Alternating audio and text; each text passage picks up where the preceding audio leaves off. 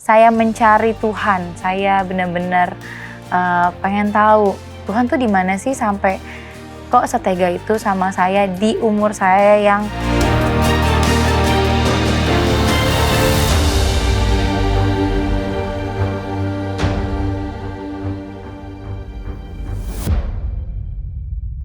Shalom, nama saya Ayu.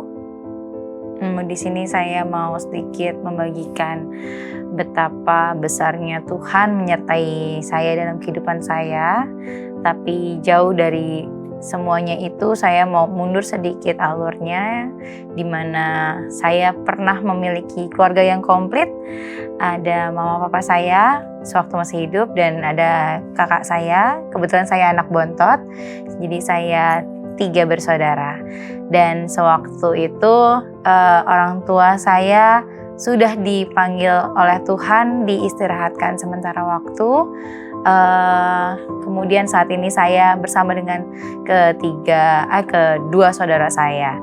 Dan kalau bisa dibilang tadinya tuh saya ngerasa sedikit kayak Tuhan tuh kok gini ya ke dalam kehidupan saya. Karena mama papa saya, orang-orang yang saya kasih itu sudah dipanggil terlebih dulu sama Tuhan. Tapi di balik itu semua saya pernah merasakan di mana saya mencari Tuhan. Saya benar-benar pengen tahu Tuhan tuh di mana sih sampai kok setega itu sama saya di umur saya yang mungkin dibilang cukup untuk mencari jati diri ya saat itu. Nah, di mana saya sudah merasakan pindah-pindah, merasakan datang ke gereja-gereja yang lain, di mana saya ngerasa mungkin kalau saya ke gereja tersebut saya bisa ada sesuatu yang Tuhan mau sampaikan ke saya. Tapi ternyata saya ingat pesan dari orang tua saya, satu pesan yang papa saya pernah sampaikan, jangan pernah tinggalkan Tuhan apapun yang terjadi dalam kehidupan kamu. Gitu. Di situ saya benar-benar nangis semalaman, saya menceritakan itu kepada Tuhan sendiri, saya curhat sama Tuhan melalui doa.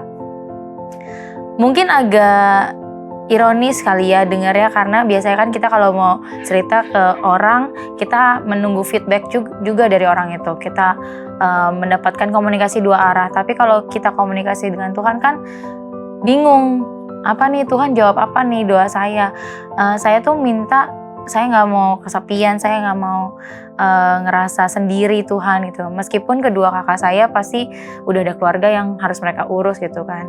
Meskipun juga saya merasa puji Tuhannya kami bertiga masih kompak, masih deket satu sama lain.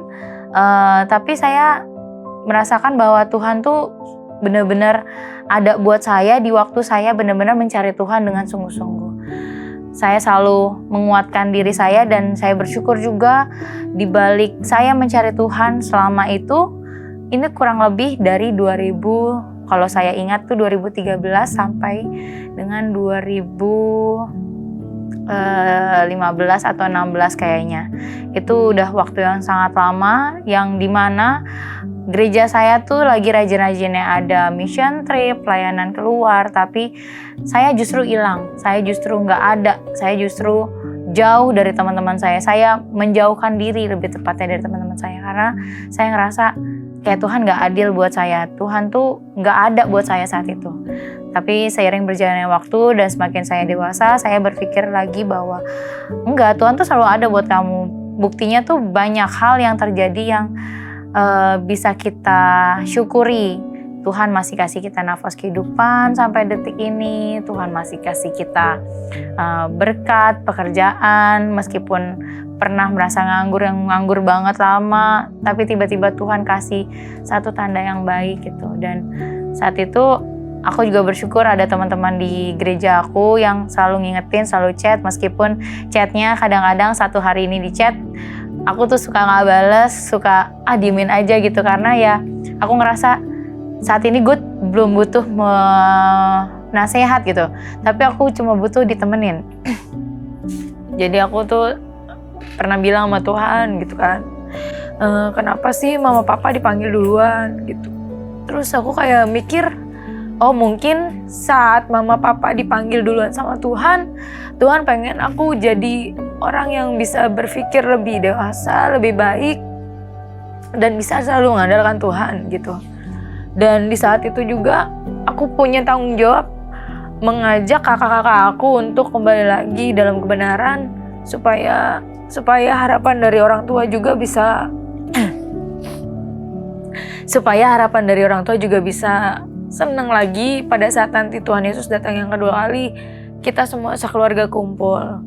Tapi aku merasa terberkati karena seiring berjalannya umur aku bertambah, Tuhan masih memberikan orang-orang yang baik yang ada di sekitar aku, yang aku sama sekali gak expect mereka masih ada sampai dengan saat ini. Sahabat-sahabat aku, teman-teman gereja, orang-orang satu pelayanan.